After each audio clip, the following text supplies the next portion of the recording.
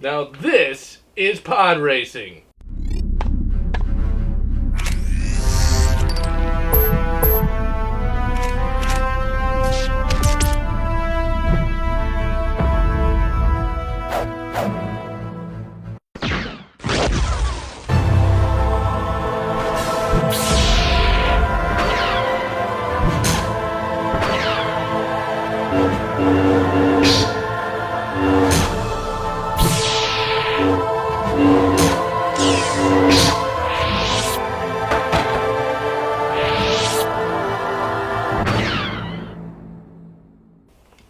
Good day.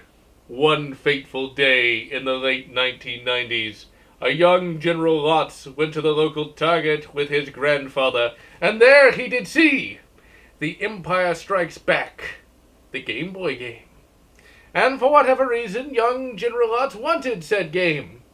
When his grandfather took a look at its rather blocky graphics, he did say, "If you can wait a week, we will come back and get you a real game." And so a week passed, and young General Lotz and his grandfather returned to the Target, whereupon Star Wars Episode 1 Racer was acquired, and thus peace spread throughout the land.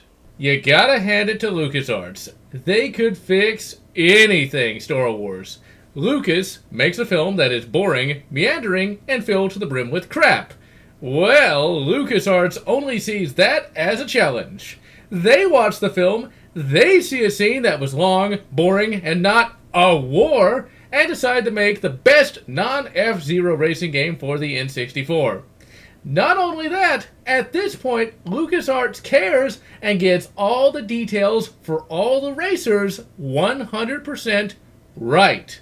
Star Wars Episode 1 Racer was developed and published by LucasArts and released in 1999 for the PC, the version we're looking at today, the Nintendo 64, the version I played as a lad, the Sega Dreamcast, Mac, and last but oddest, the Game Boy Color.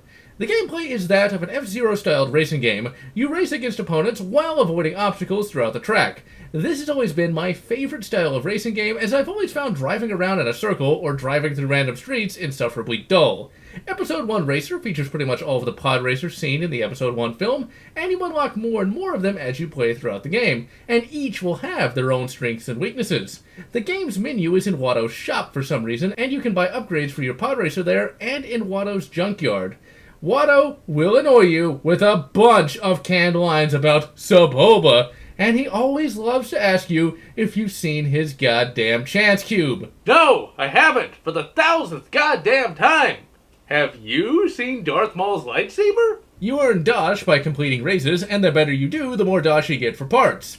The racing gameplay requires you to focus on the following: raw speed, the faster you are, the easier the race will be. Cooling, once you reach a certain speed, you can boost. How long you can boost is dependent upon how good your radiator is. If you boost too long, then your pod racer's engines will shut down.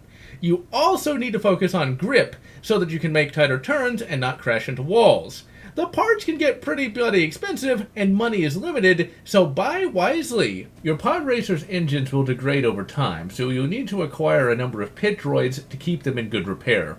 During races, you will also need to repair them because they take damage as you run into walls or other racers. Graphically, the game looks pretty good. Since it is a game from the late 90s, the graphics have still aged quite a bit, but they are not masses of pixels, and the pod racers looked amazing back then and still look pretty damn good today. The tracks do have basic texture work, but they are filled to the brim with details and are amazingly complex. Overall, this game's graphics have aged gracefully over the past 20 years and hold up quite well. The version of the game we are looking at here is the version found on Good Old Games, and it runs astonishingly well. There is little configuration that you have to do to get it working, and you can run it at modern screen resolutions just by setting said screen resolution in an inbuilt config tool. The controls can be mapped to an Xbox 360 controller quite easily, and the game plays well with said controller. And I have to say, I would love to see Rogue Squadron get this kind of port. Sound for the game is excellent, with the pod racers sounding suitably powerful, and this game is so iconic that even the sounds can stick with you for decades. Music for the game is Star Wars standard, and is certainly excellent, and is certainly copyright infringing. The game does not feature a narrative other than drive really fast and win. Episode 1 Racers, LucasArts logo is nothing short of excellent. It shows a pod racer smashing it, and then it gets fixed by some pit droids. When you start the game, you have a very limited pool of racers to choose from, and only one track is available. I usually chose Odie Mandrell, not because of his stats, but because his name reminds me of Ord Mantell from Shadows of the Empire. My favorite racer overall is the epically named Slide Paramita, as he has good speed and great cooling. The first race in the game is the Boonta Eve race seen in the film. Boonta's Eve refers to the eve of Boonta the Hutt's attack on Zim the Despot in 20,000 BBY. Star Wars. We shall never know the like of its continuity again. Since this is the first track of the game, it is quite easy to complete, with the only tricky bit being right here. I quite liked this track as a kid because it was one that I was actually able to get first place on my first try. In the late 90s, I had little patience for difficult games, and if the first screen killed me, I would often lose interest, and I found racing games to be boring since I could never actually win any of them. Being able to place first on my first try really got me interested in the game and kept me playing. I still remember going to my mother and telling her about me getting first place on my first try. The first few tracks keep the difficulty at fairly low levels, and even as a kid I was able to at least finish them. As an adult on the PC with the game running at 60 FPS, most of the tracks are quite easy to complete, and I pretty much got first place on everything. But the game does ramp up the difficulty as you go along, and can give even a seasoned player a challenge. The game features a number of planets to race upon, and as you progress through the game, the planets' tracks will get more and more complex, and the racers will get better AI. Before each map, you get a short FMV cutscene introducing the planet. These don't change as you unlock more of a planet's maps, though. My favorite maps are Vengeance and Ord Ibana. Vengeance is a map set on a space station, and there are some really fun and tricky zero-G sections. Ord Ibana is literally hell! The Ord Ibana maps are set on a Cloud City-esque station in the atmosphere of a gas giant. These tracks are super tricky to complete, and are about as punishing as the White Land 3 level in F-Zero 1. And it is here where you will begin... Oh! Bet you didn't see that, Palps! Now you're gonna go with Snoke? If you take enough damage or crash into a wall, you can get blown up.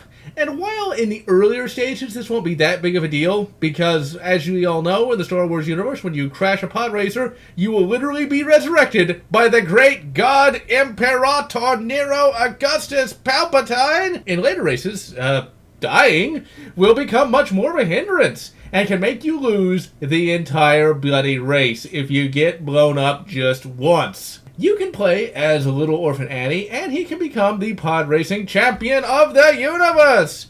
He is somewhat annoying to play as because he won't shut up, and every line he has makes you want to chuck the bloody controller out the window. Him winning the pod racer champion of the universe is an interesting bit of alternate continuity.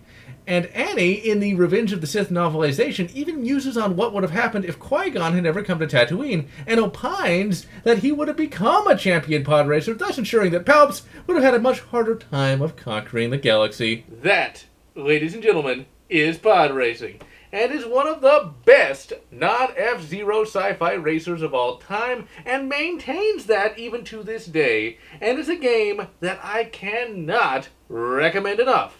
And so, I am General Lotz, wishing you good Empire at War, and good TIE Fighter, or whatever makes you happy. If you enjoyed this video, please consider subscribing, and if you can, please consider supporting me on Patreon, so that I can continue bringing you this awesome content.